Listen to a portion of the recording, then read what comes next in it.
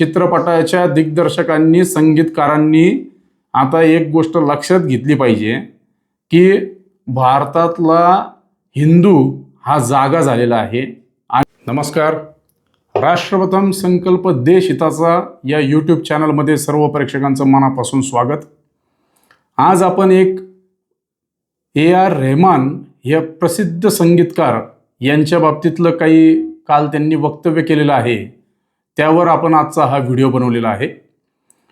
AR Rahman यांची काल मुलाखत प्रसिद्ध झाली. त्या मुलाखतीमध्ये त्यांना एक प्रश्न विचारण्यात आला होता की 90च्या दशकामध्ये तामिळ समुदायावर बॉलिवूडमध्ये काही अन्याय झाला का. आता या प्रश्नाचं उत्तर खरं तर त्यांनी त्याला अनुसरून देणं अपेक्षित होतं, परंतु त्याचं उत्तर त्यांनी असं दिलंय की गेल्या त्यावेळेस तर काही त्यांना असा काही अन्याय झालेला आठवलं नाही, म्हणजे जाणवलं नाही, आणि हे परमेश्वराने कुठंतरी त्यांना असं जाणवू दिलं नाही, असं त्यांचं वक्तव्य होतं. त्यालाच लागून पुढं ते असं म्हणाले की तेव्हा अन्याय झाला नाही, परंतु गेल्या 8 वर्षात या बॉलिवूडमध्ये त्यांच्यावर अन्याय होतोय असं त्यांना कुठंतरी आता वाटायला लागले. आणि याला कारण म्हणजे मागच्या 10 वर्षातली बदललेली सत्ता. आता संगीतकार म्हणून त्यांनी जो काही आजपर्यंतचा प्रवास केला आहे, तो प्रवास जर पाहिला आपण तर आत्तापर्यंतच्या भारताच्या संगीतकारांमध्ये सगळ्यात जास्त डोक्यावर घेतलेले संगीतकार म्हणजे AR रहमान होते. आणि आजही त्यांच्या संगीताला तेवढंच महत्त्व आहे. ते आपण छावा या सिनेमाच्या माध्यमातून सगळ्यांनी पाहिले. त्यांच्या बोलण्यातून कोणता नेमका त्यांना या भारतीय एकात्मतेच्या बाबतीमध्ये कोणता संदेश या देशाच्या जनतेला पोहोचवायचा, हा खरं तर प्रश्न निर्माण झाला आहे. त्यावर बरेचसे वादंग देखील झालेले आहेत. 1990 साली AR रहमान यांचं संगीत असल्याशिवाय पिक्चर सुपर डुपर हिट होत नव्हता, अशी देखील परिस्थिती सगळ्यांनी पाहिलेली आहे.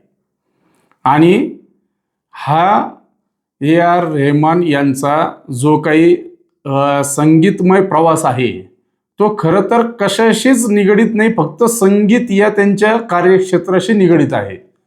परंतु कालच्या त्यांच्या वक्तव्यांनी त्यांच्या पूर्ण पहिल्यापासूनच्या जीवनावर सगळेच प्रश्न उपस्थित झालेले आहेत. AR रहमान हे खरं तर हिंदू कुटुंबात जन्माला आलेले, परंतु काही अडचणींमुळं त्यांनी मुस्लिम धर्म स्वीकारला. परंतु त्यांच्या या वैयक्तिक बाबतीमध्ये आजपर्यंत देखील कोणत्याही हिंदूला कधीही प्रश्न उपस्थित झाला नव्हता किंवा भारताच्या नागरिकाला कधीही काहीही वाटलं नव्हतं. तो कारण त्यांचा वैयक्तिक भारतरत्न डॉक्टर बाबासाहेब आंबेडकरांनी दिलेल्या संविधानातला त्यांचा अधिकार आहे, म्हणून आजपर्यंत कुणीही काही बोललं नव्हतं. परंतु काल जेव्हा त्यांनी जे वक्तव्य केलंय की मागच्या 8 वर्षामध्ये त्यांना काम यायचं कमी झालंय, आणि त्याचं कारण म्हणजे जी काही भारताची सत्ता बदलली आहे, त्या सत्ता बदलल्यानंतर त्यांना ते जाणवलंय. आता याच्यातच खरी गोम आढळतीये. एक विधान तुम्ही असं करता की मागच्या 8 वर्षात मला काम मिळत नाही, आणि त्याच्यानंतर पुढचंच वाक्य असं म्हणता की मला छावा या चित्रपटामध्ये मी संगीत दिलेलं आहे, आणि तिथं देखील 2 समाजांमध्ये तेढ निर्माण करायचा प्रयत्न झाला त्या सिनेमामधून, परंतु तिथं शौर्य दाखवायचं होतं म्हणून मी तो सिनेमा ॲक्सेप्ट केला. आता छावा सिनेमा येऊन किती दिवस झाले आहेत, किती वर्ष झाले? 1.5 वर्ष झाले. आणि छावा सिनेमा हा आजपर्यंतचा बॉलिवूडमधला सगळ्यात जास्त सक्सेस मानला गेलेला चित्रपट आहे. यानंतरचं पुढचं काय त्यांनी वक्तव्य केले, ते काय चांगले आहेत वाईट आहे त्याच्याशी जास्त चर्चा न होता आता या त्यांच्या एका वक्तव्यावर चर्चा होतीये. कारण हिंदू समुदाय या समुदायातून, या धर्मातून गेल्या अनेक वर्षापासून इतर धर्मीय अनेक प्रलोभनं देऊन हिंदूंचं धर्मांतरण करत आहेत, आणि त्यासाठीच धर्मांतरण बंदी कायदा आणावा म्हणून देखील फार मोठ्या प्रमाणात आजपर्यंत या भारतामध्ये आंदोलनं झालेली आहेत.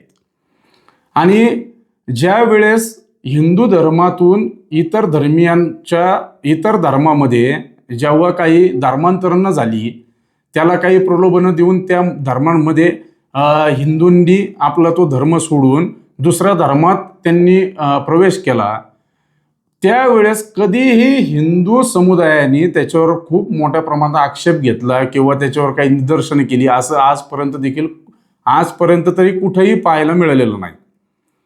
पण ज्या वेळेस एवढी मोठी व्यक्ती जिला ऑस्कर पुरस्कार मिळाला आहे आणि त्या गाण्याचं ते गाणं पण कोणतं होतं, जय हो.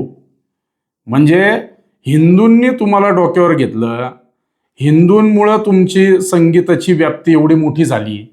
ज्या भारत देशामध्ये 80% हिंदू राहतात त्या देशांनी तुम्हाला एवढं मोठं केलं आणि त्या देशाच्या सत्तेच्या विरोधात, लोकशाहीच्या विरोधात, एकात्मतेच्या विरोधात तुमचं जेव्हा असं स्टेटमेंट येतं तेव्हा तुमच्या पूर्णच सगळ्या गोष्टींवर प्रश्नचिन्ह उपस्थित केले जातात.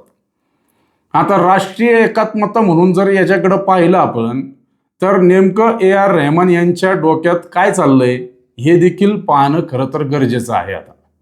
कारण आजपर्यंत त्यांच्याकडं कुणीही धार्मिक विषय म्हणून कधीही पाहिलं नव्हतं किंवा त्या पद्धतीनं त्यांचं संगीत देखील कुणीही त्याच्याकडं त्या दृष्टीने पाहिलं नव्हतं. कारण छावाचं संगीत जर AR रहमान देतात आणि त्याला भारतामध्ये एवढं मोठा प्रतिसाद मिळतो, याच्यावरूनच राष्ट्रीय एकात्मता काय आहे हे आपण दाखवून दिलेलं आहे. परंतु जेव्हा एवढ्या मोठ्या संगीतकाराचे असे स्टेटमेंट येतात तेव्हा त्या संगीतकाराच्या संगीतावर नाही तर त्याच्या वैयक्तिक त्याच्या डोक्यामध्ये काय नेमकं शिस्त आहे त्याच्यावर कुठंतरी प्रश्नचिन्ह उपस्थित व्हायला लागले आहेत. हे आज आमचं मत नाही तर कालपासून या AR रहमान यांच्या या स्टेटमेंटवर पूर्ण भारतभरातून सगळीकडून प्रतिक्रिया येत आहेत, कुठंतरी निषेध व्यक्त केला जातोय आणि आज त्यांनी त्याच्यावर काही खुलासा देखील केला आहे. त्यांना असं म्हणायचं नव्हतं, परंतु तुम्ही जे काही बोलले आहात त्याच्यातून तुमची मानसिकता यातून समोर आलेली आहे. खरं तर मी सगळ्याच संगीतकारांना किंवा बॉलिवूडच्या दिग्दर्शकांना, आजपर्यंत आपण पाहिलं असेल बॉलिवूडमध्ये हिंदू धर्मीय ज्या गोष्टी आहेत त्याच्यावर किती खालच्या प्रकारचे पातळीचे सिनेमे काढलेले आहेत, हिंदू देवदेवतांचा अपमान करणारे सिनेमे काढलेले आहेत.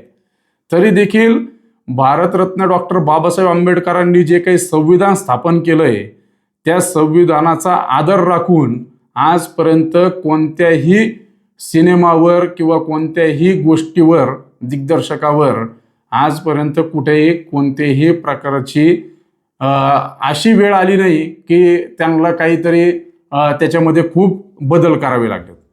परंतु ज्या वेळेस AR रहमानजी यांनी जे वक्तव्य केलंय, खरं तर सगळ्याच मराठी, हिंदी, तामिळ सगळ्याच चित्रपटाच्या दिग्दर्शकांनी, संगीतकारांनी आता एक गोष्ट लक्षात घेतली पाहिजे की भारतातला हिंदू हा जागा झालेला आहे आणि त्याला चांगलंच कळायला लागलंय की कुणी काय स्टेटमेंट केल्यानंतर त्याचे काय परिणाम होतात आणि त्याचे काय नेमके उद्दिष्ट असतात.